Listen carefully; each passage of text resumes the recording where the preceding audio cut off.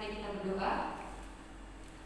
Bapa di surga, kami mengucap syukur ya Tuhan atas penyertaan-Mu dalam hidup kami sampai saat ini. Terima kasih Tuhan, pada malam hari ini Tuhan masih memberi kami kesempatan yang indah untuk beribadah bersama-sama di tempat ini. Kami mohon Tuhan Engkau menjamah hati dan pikiran kami. Biarlah kuat kuasa Roh Kudus-Mu Tuhan menyertai kami, menjamah hati dan pikiran kami, sehingga ketika kami datang ke tempat-Mu ini Tuhan, kami tidak datang dengan sia-sia. Dan begitu juga ketika kami pulang nanti ya Tuhan, kami pun tidak pulang dengan sia-sia. Tetapi kami memperoleh berkat dari Tuhan, baik melalui setiap ujian kami, penyembahan kami, terlebih melalui firman yang akan kami renungkan bersama-sama pada malam hari ini. Terima kasih Tuhan, terima kasih. Segala roh-roh jahat yang ingin mengganggu konsentrasi kami Tuhan, kami tolak, kami hancurkan di dalam nama Yesus. Kami mohon Roh Kudus-Mu menutup bungkus kami ya Tuhan. Terima kasih Bapa, berkati setiap kami, baik Tuhan anak-anak pemuda remaja-Mu yang duduk mendengar, dan terlebih Tuhan hamba-Mu. Kau berkati, biarlah hanya apa yang menjadi isi hati Tuhan boleh disampaikan, sehingga melalui firman Tuhan hidup kami semakin diubahkan dan semakin menghasilkan buah kebenaran dalam hidup kami.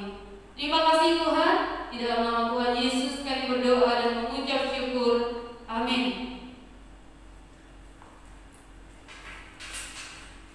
Ya teman-teman, kita akan bersama-sama mendengarkan firman Tuhan. Mari kita membuka Alkitab kita.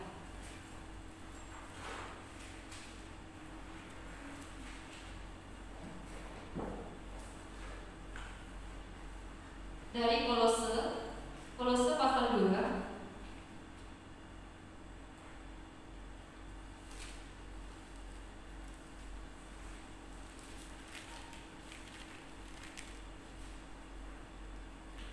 Kolose pasal 2 ayat 6 sampai ayat yang ke-7. Kolose pasal 2 ayat 6 sampai ayat yang ke-7. Teman-teman sudah menemukan? Amin. Ya, kalau sudah menemukan, mari kita membacanya bergantian. Yang perempuan ayat yang ke-6, laki-laki ayat yang ke-7. Perempuan duluan. 1, 2, 3. Kamu telah menerima Kristus Yesus Tuhan kita, karena itu hendaklah hidupmu tetap di dalam Dia. Dan dibangun dewasa Dia. Hendaklah bertambah teguh dalam iman dan belajar kepada dan hendaklah menerima. Amin. Bacaan firman Tuhan. Saya baca sekali lagi begini. Kamu telah menerima Kristus Yesus Tuhan kita, karena itu hendaklah hidupmu tetap di dalam Dia. Hendaklah kamu berakar di dalam Dia dan dibangun di atas Dia. Hendaklah kamu bertambah teguh dalam iman yang telah diajarkan kepadamu, dan hendaklah hatimu melimpah dengan syukur. Amin. Pembacaan firman Tuhan. Berbahagialah kita yang membaca, merenungkan, dan terlebih hidup di dalamnya. Pada malam hari ini kita akan bersama-sama merenungkan firman Tuhan dengan tema hidup di dalam Kristus. Ya, hidup di dalam Kristus. Saudaraku yang dikasihi Tuhan, banyak sekali orang berpikir bahwa ketika dia sudah dibaptis, teman-teman sudah ngerti ya dibaptis ya? Ketika dia sudah dibaptis, yaitu sebagai simbol orang yang sudah bertobat, dan ketika dia sudah melayani Tuhan dan juga melakukan segala pelayanan di dalam gereja, seringkali banyak orang berpikir bahwa dia merasa dia adalah orang yang sudah hidup di dalam Kristus. Ya, banyak orang yang berpikir bahwa ketika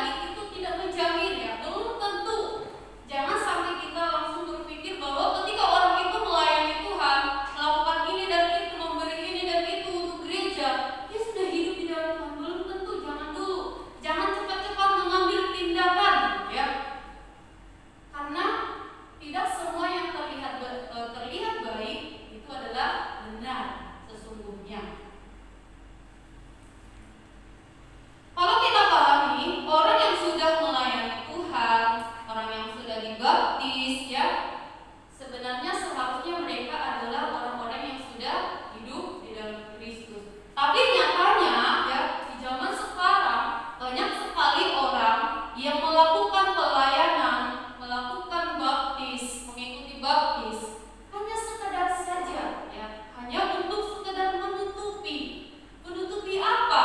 Menutupi dosa, menutupi kejelekan, hanya sekedar sebuah hiasan ataupun ya simbol saja, supaya tidak terlihat jelek-jelek amat, ya. Kalau kita adalah orang-orang Injili, kaum Injili, tentu dibaptis itu adalah sesuatu hal yang merupakan kewajiban, ya, kita sebagai umat yang percaya, ya. Dan cenderung kadang orang melakukan hal itu, dibaptis hanya karena tuntutan-tuntutan tertentu, ya. Ada orang dibaptis bukan karena dia sudah benar-benar berubah. Ada orang yang sudah dibaptis bukan karena dia benar-benar sudah menerima Yesus di dalam hidupnya, tapi karena apa? Karena alasan-alasan tertentu, ya. Karena alasan-alasan tertentu, peraturan gereja, peraturan adat, ya. Saya tidak mengerti bagaimana di dalam suku teman-teman peraturan adatnya seperti apa, tetapi di dalam pernikahan suku Batak, ya, seorang yang harus menikah adalah orang yang sudah dibaptis, orang yang sidi, ya. Jadi itu adalah suatu persyaratan. Jadi terkadang orang yang dibaptis belum tentu hidupnya sudah hidup dalam Kristus. Jadi hati-hati teman-teman, ya. Bagi teman-teman yang belum dibaptis, ya, jangan sembarangan, ya. Jangan sembarangan. Kita sudah benar-benar menerima Kristus sebagai Tuhan dan Juru Selamat kita harus dibaptis, itu, ya. Tapi kalau kita belum benar-benar yakin Yesus adalah Juru Selamat kita, jangan dicoba-coba, ya. Tapi kalau sudah benar-benar yakin, harus dibaptis, saudara, ya, itu harus dibaptis. Iya, pada malam hari ini teman-temanku kita akan melihat bagaimana orang yang sudah hidup di dalam Kristus. Kemudian kapan kita tahu bahwa kita atau orang yang di sekitar kita sudah hidup di dalam Kristus, ya. Pada malam hari ini kita akan belajar bersama-sama. Kapan sih kita bisa tahu bahwa hidup kita ini sudah hidup di dalam Kristus? Yaitu yang pertama, ketika kita menerima Tuhan Yesus sebagai Tuhan dan Juru Selamat kita. Ketika kita sudah menerima Tuhan Yesus benar-benar dengan iman kita, pada saat itulah kita sudah menjadi orang yang hidup di dalam Kristus. Bagaimana orang yang sudah hidup di dalam Kristus? Bagaimana sih orang yang sudah menerima Kristus sebagai Tuhan dan Juru Selamat di dalam dirinya? Yaitu ada pertobatan, ya. Ada pertobatan, ada perubahan yang sangat terlihat dalam diri seseorang ketika dia sudah menerima Tuhan Yesus sebagai Tuhan dan Juru Selamatnya. Ada suatu perubahan yang tadinya hidupnya buruk, ya, jelek. Setelah menerima Yesus sebagai Tuhan dan Juru Selamat, dia memperoleh hidup yang lebih baik. Dia memperoleh gaya hidup yang lebih enak dilihat, lebih baik. Dia sudah menata dirinya tidak lagi seperti yang dulu. Dia adalah orang yang sudah hidup di dalam Kristus. Dia adalah orang yang sudah menerima Yesus sebagai Tuhan dan Juru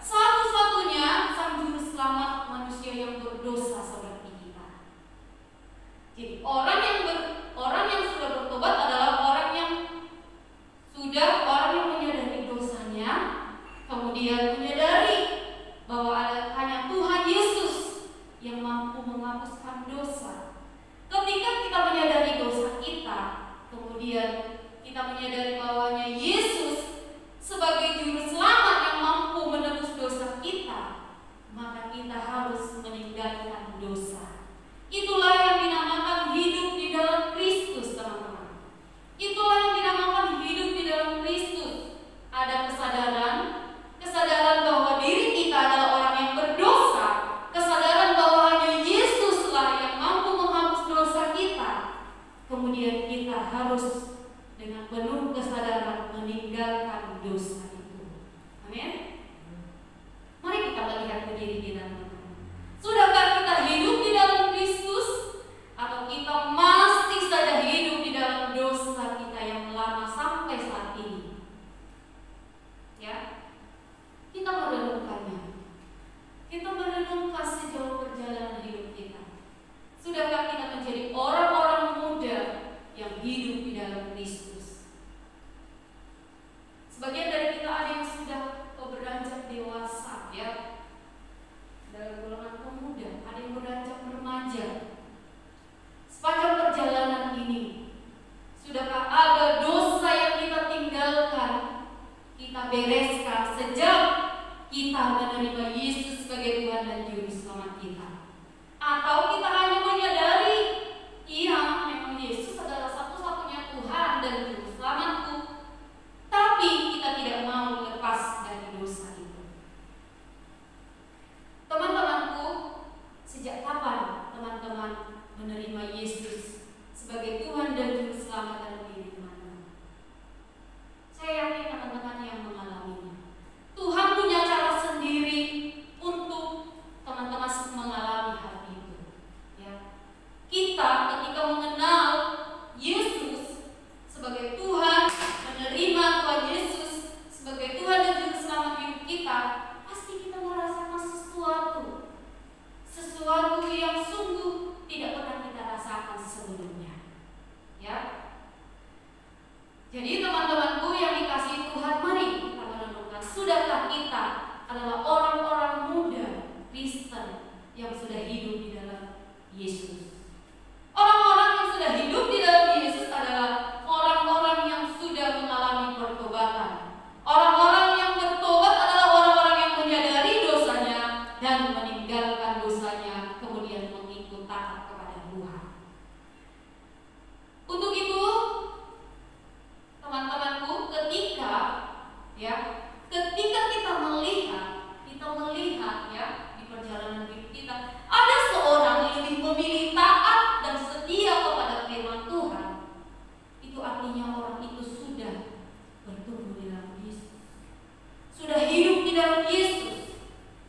Ketika kita melihat ada seorang lebih memilih taat dan setia kepada firman, berarti orang itu hidup di dalam Kristus.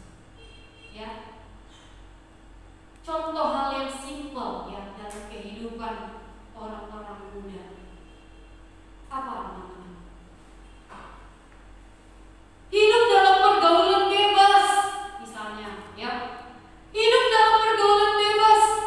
Dia bersama dengan orang-orang yang terbiasa hidupnya dengan gaya hidup yang bebas, hidup dengan hal-hal yang tidak berkenan di mata Tuhan, tetapi dia tetap memilih untuk taat kepada firman Tuhan.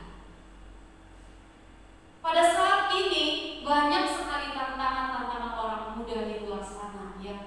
Tantangan-tantangan bagi kita untuk kita memilih tidak taat kepada Tuhan.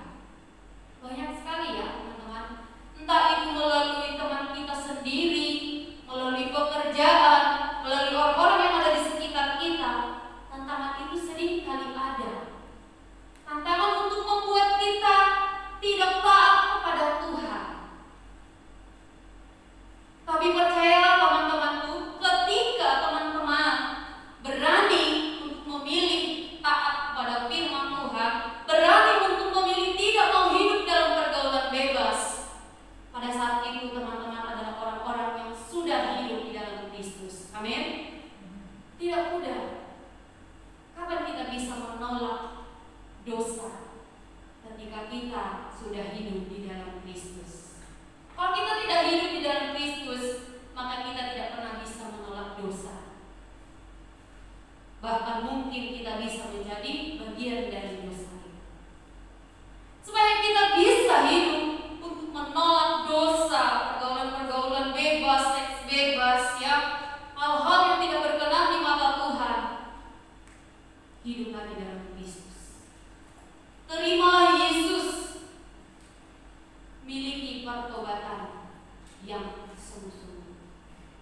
Tanpa pertobatan yang sungguh-sungguh, kita tidak akan pernah bisa menjadi jauh dari dosa.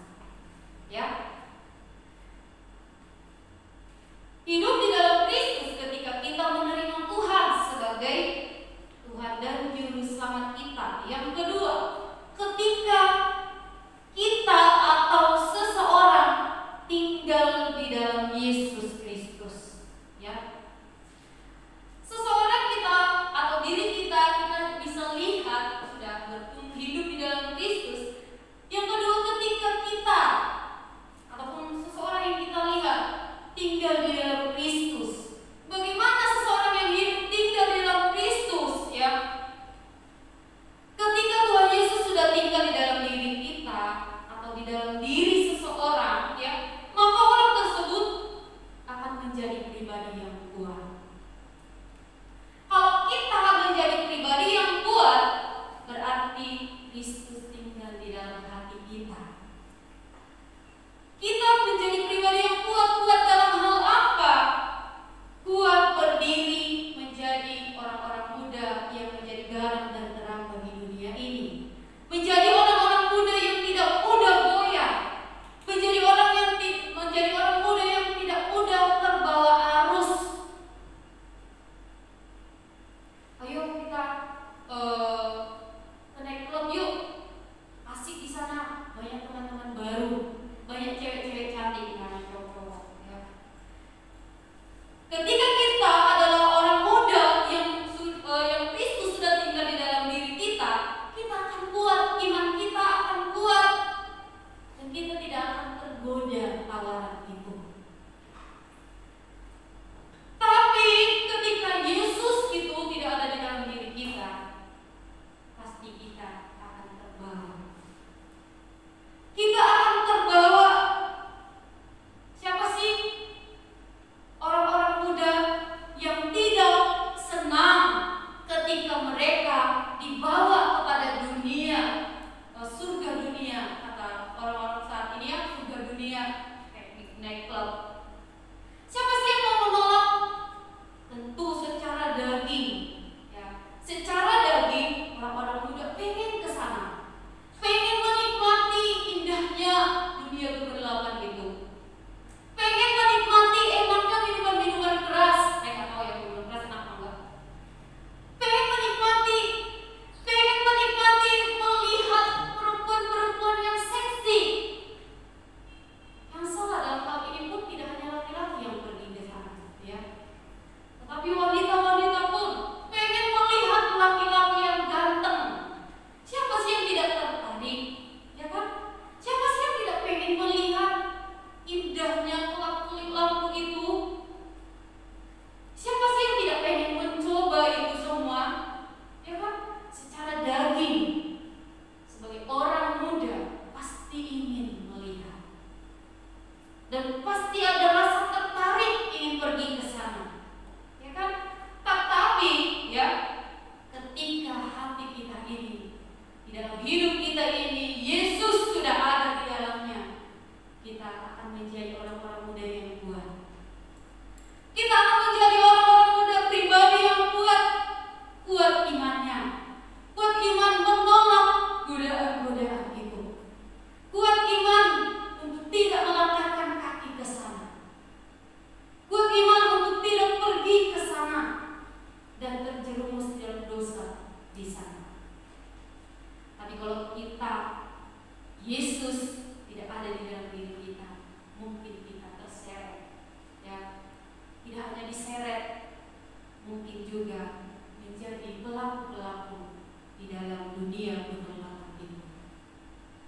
Namanya dunia keberlatan, teman-temanku, yang jenis kehidupannya itu dikuasai oleh kekuatan iblis, ya. Gak ada di sana yang namanya pemberitahuan firman Tuhan, ya. Gak ada. Pasti di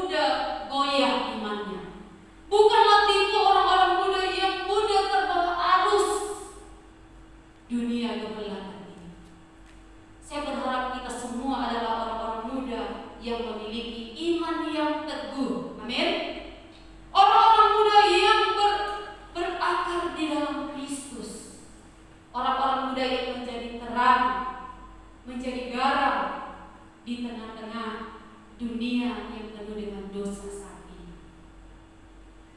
Teman-teman banyak keluar, terlebih yang laki-laki ya, mereka kemana-mana ya, yang bekerja, terlebih yang sudah bekerja, ada yang kuliah. Saya berharap dimanapun kita berada, kita menjadi pribadi yang kuat.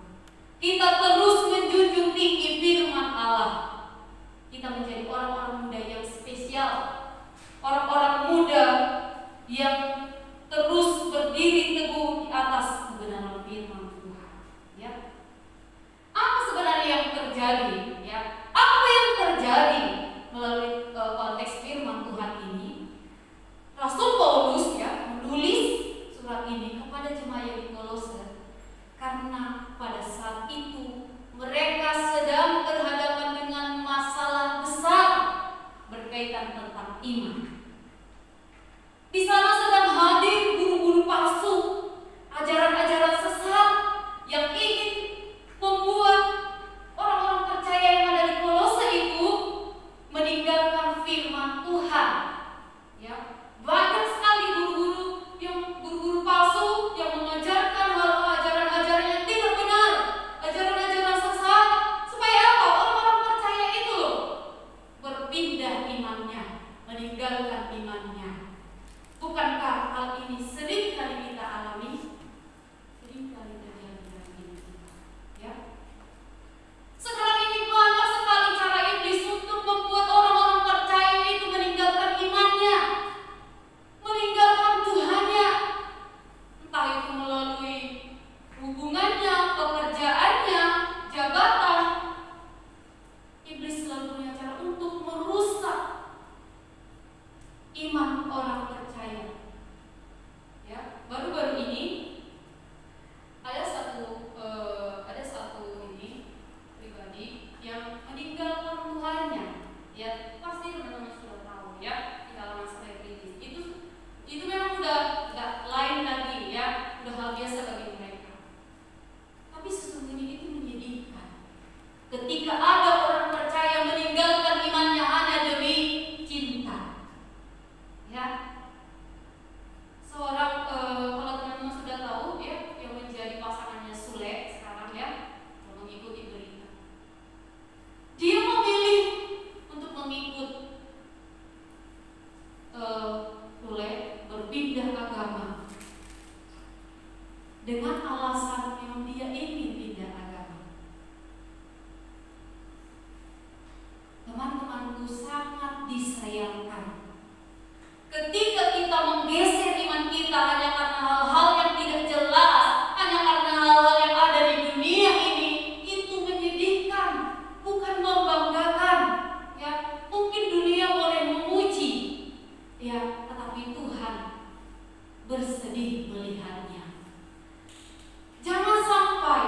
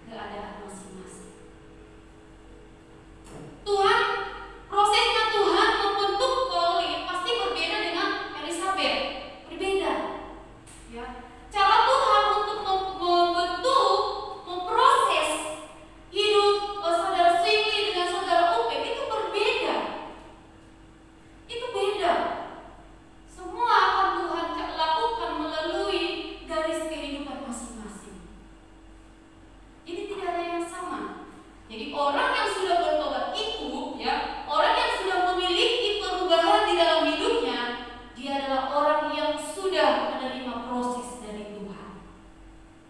Jadi kalau kita belum ada perubahan dalam hidup kita, kemungkinan kita belum menerima proses itu. Kita masih mau berontak, masih pengen hidup bebas. Teman-teman, hidup mengikuti prosesnya Tuhan memang tidak enak. Tapi ketika kita sudah melewatinya, hidup kita jauh menjadi lebih baik. Ya. Tidak ada proses yang enak, teman-teman. Yang namanya proses itu pasti sakit, ya. Teman-teman yang masih belajar, susah nggak belajar? Belajar matematika susah nggak? Ya. Yang sudah SMA pelajaran gitu, susah nggak? Pasti susah kan? Tapi yang namanya proses untuk memiliki pengetahuan yang lebih, kita harus menghadapinya. Itulah proses, ya. Jadi kita harus menerima setiap proses, ya. Orang yang sudah berakar di dalam Kristus dan dibangun di dalam Kristus, dia adalah orang yang sudah menerima prosesnya Tuhan, ya. Orang yang menerima prosesnya Tuhan, dia terima Tuhan mau bentuk dia seperti apa. Kalau kita belum berakar di dalam Kristus, bahkan dibangun, kalau kita tidak berakar, kita tidak mungkin dibangun, ya. Tetapi kalau kita sudah berakar di dalam Kristus, pasti hidup kita dibangun menjadi lebih baik. Sama seperti tanaman. Kalau tanaman itu tidak berakar, akarnya tidak menancap sampai ke dalam, dia tidak akan bertumbuh, ya kan? Sama juga seperti sebuah bangunan. Kalau dalam bangunan itu fondasinya dibuat tidak bagus, pasti juga bangunan itu tidak akan kuat. Tidak akan kuat. Ya. Sama seperti kita. Kita tidak akan dibangun di dalam Kristus kalau kita tidak berakar di dalam Dia. Kita harus berakar dan dibangun, dan kedua hal ini harus sejalan. Ya. Orang yang berakar di dalam Kristus pasti dibangun hidupnya menjadi hidup yang lebih baik, ya. Orang yang sudah berakar dan dibangun di dalam Kristus, pasti orang itu sanggup melawan godaan-godaan dunia. Dia pasti sanggup menolak tawaran iblis. Dia sanggup berkata no untuk dosa dan yes untuk Tuhan.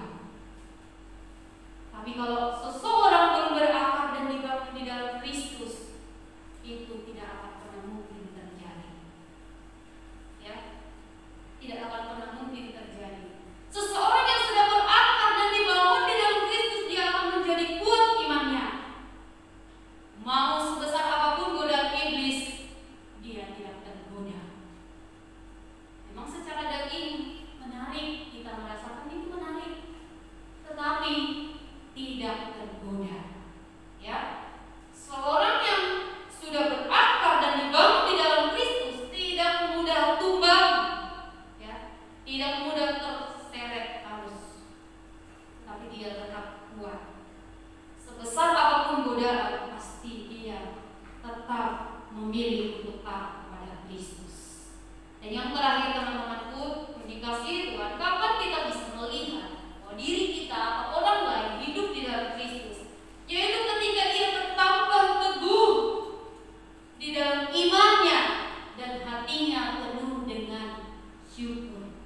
Nah, ya, ketika seorang itu bertambah teguh dalam imannya dan hatinya penuh dengan hati yang bersyukur, sudahkah kita menjadi orang-orang yang suka bersyukur? Bersyukur atas segala yang kita punya, bersyukur atas segala yang kita miliki, bersyukur atas segala yang kita hadapi saat ini. Atau kita masih selalu menggerutu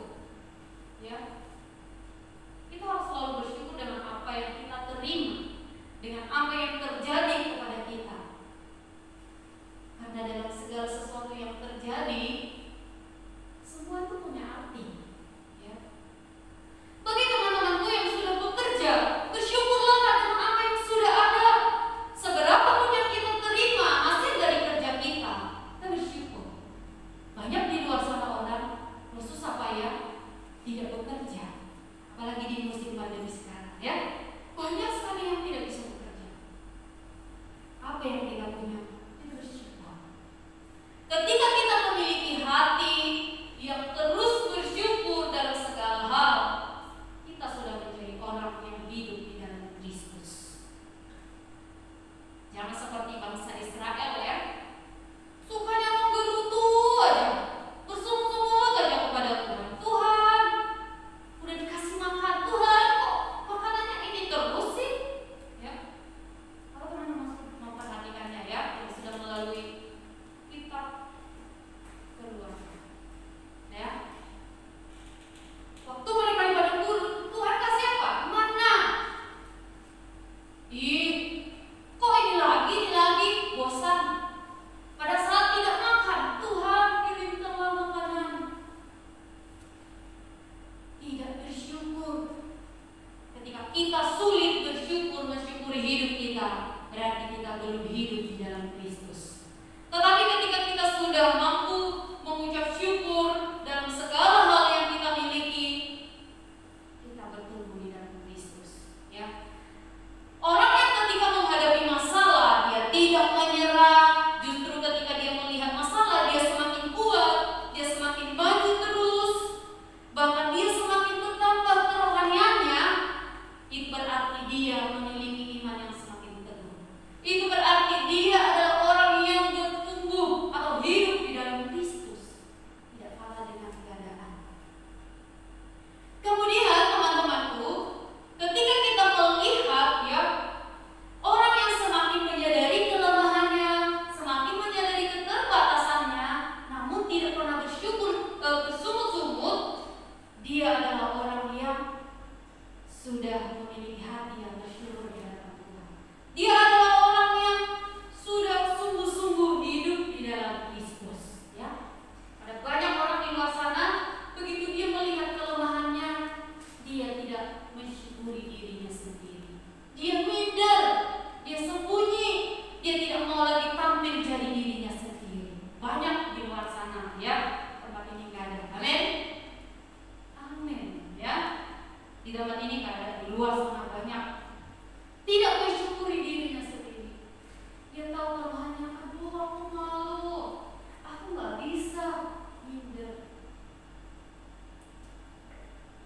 Orang yang mensyukuri dirinya adalah orang yang ketika menyadari kelemahannya, tetapi dia tetap bersyukur. Dia adalah orang yang sudah hidup di dalam Kristus. Ya, menerima diri sendiri itu penting. Ya. Orang yang selalu bersyukur adalah orang yang percaya. Orang yang percaya bahwa Tuhan turut bekerja dalam segala sesuatu untuk mendatangkan kebaikan. Itulah firman Tuhan. Begitu teman-temanku, mari kita merenungkan. Sudahkah kita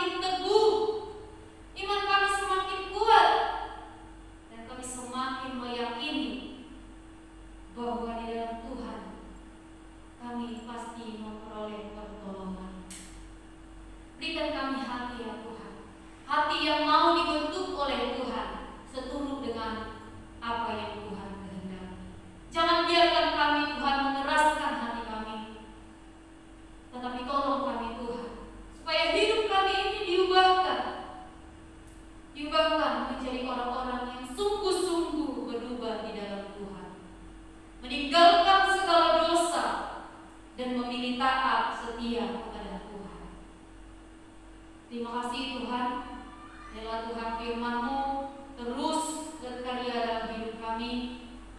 Firman-Mu terus mengingatkan kami. Firman-Mu terus membangunkan kami. Firman-Mu terus menuntun kami Tuhan, supaya kami semakin hari semakin kuat dan diarahkan pada jalan kebenaran. Terima kasih Bapak, terima kasih Tuhan, biarlah Roh Kudus bekerja dalam hidup kami terus, supaya ketika kami jatuh, kami bangkit kembali. Ketika kami tergelincir ya Tuhan, kami boleh naik bangkit kembali. Ketika kami berpaling lupa meninggalkan Tuhan, kami boleh kembali datang kepada Tuhan. Terima kasih Bapak, Hamba menyerahkan seluruh anak-anak pemuda remaja-Mu dalam tangan Tuhan. Segala pergumulan hidup mereka Tuhan mau serahkan ke dalam tangan Tuhan. Tuhan berkati pekerjaan mereka, Tuhan berkati cita-cita mereka, Tuhan berkati kerinduan mereka ke depan ini ya Tuhan. Dan Engkau juga memberkati anak-anak-Mu yang masih dalam proses belajar mengajar. Tuhan beri hikmat, beri Tuhan kekuatan-Mu, kepintaran, kecerdasan yang daripada Tuhan, sehingga anak-anak-Mu boleh mengikuti proses belajar mengajar mereka dengan baik, dan mereka memperoleh hasil dari setiap kerja keras mereka. Berkati Tuhan kekuatan dan kesehatan anak-anak dan remaja-Mu dimanapun mereka berada Tuhan, kemanapun melangkah, mereka melangkahkan kaki mereka. Biarlah Tuhan penyertaan-Mu senantiasa bersama dengan anak-anak-Mu. Berkati mereka Tuhan, segala pergumulan-pergumulan hidup mereka, biarlah Tuhan sendiri yang bekerja di dalamnya. Tuhan mencukupkan segala yang mereka butuhkan. Tuhan melimpahkan segala apa yang mereka perlukan di dalam hidup mereka. Tuhan memberkati masa depan mereka ya Tuhan. Dan Tuhan yang terus bersama-sama dengan anak-anak muda remaja-Mu ini ya Tuhan. Biarlah Tuhan melalui masa-masa muda mereka saat ini, hidup mereka semakin dekat dengan Tuhan, semakin membawa diri kepada Tuhan, dan menjadi berkat dimanapun mereka berada ya Tuhan. Terima kasih Bapa, mau menyerahkan seluruhnya Tuhan, hidup anak-anak muda remaja-Mu, hidup kami sepenuhnya dalam tangan Tuhan. Kami mohon Roh Kudus-Mu menyertai kami semua. Di dalam nama Tuhan Yesus kami berdoa dan mengucap syukur. Amin. Ya, teman-teman, ada pengumuman ya, coba ya.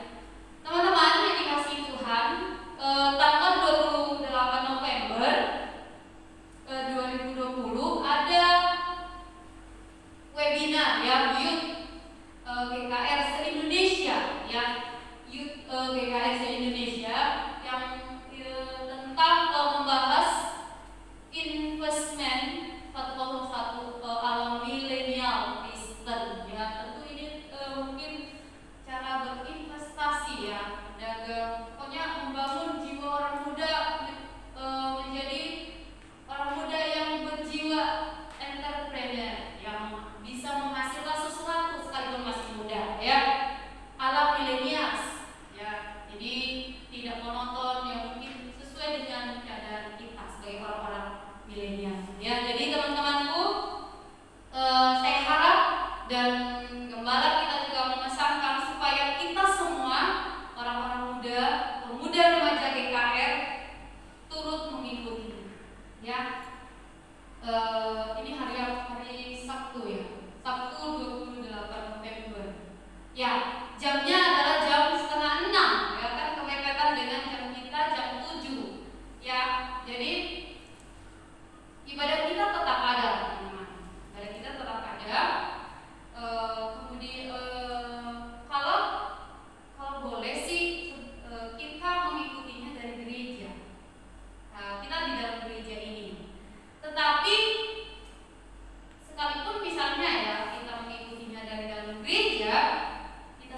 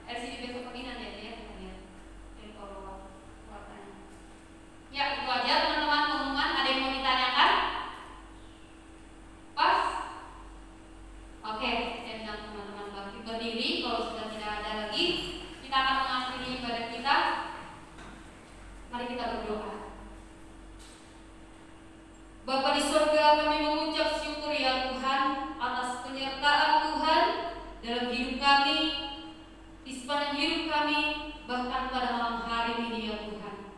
Terima kasih Bapak, Kau sudah memberkati ibadah kami dari awal sampai saat ini ya Tuhan.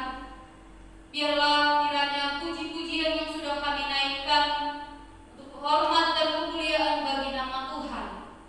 Dan terlebih Tuhan, firman yang sudah kami dengarkan memberkati hidup kami dan mempermuliakan nama Tuhan. Dan juga Tuhan, biarlah kehadiran kami pada malam hari ini sungguh-sungguh menyenangkan hati-Mu ya Tuhan. Terima kasih Bapak, terima kasih. Kami orang-orang muda mau senantiasa mempergunakan kesempatan yang Tuhan beri kepada kami dengan baik.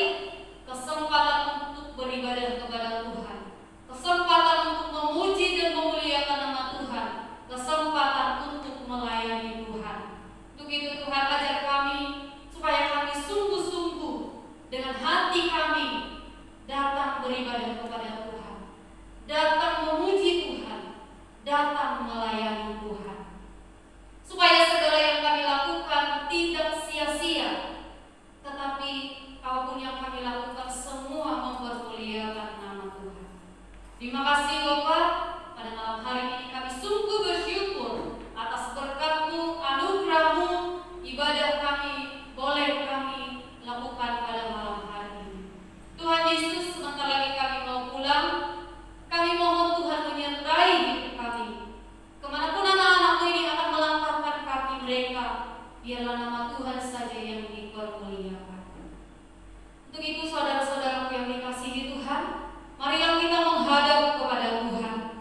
Marilah kita menerima berkat dari Allah Bapa, kasih karunia dari Tuhan Yesus Kristus, serta persekutuan Roh Kudus menyertai kita, membimbing kita, dan menuntun kita pada jalan yang benar, mulai saat ini hingga Maranatha Tuhan Yesus kembali ke dunia untuk menjemput kita semua. Amin. Silakan duduk teman-teman. Ibadah kita selesai. Silakan bersatu teduh. Tuhan Yesus memberkati.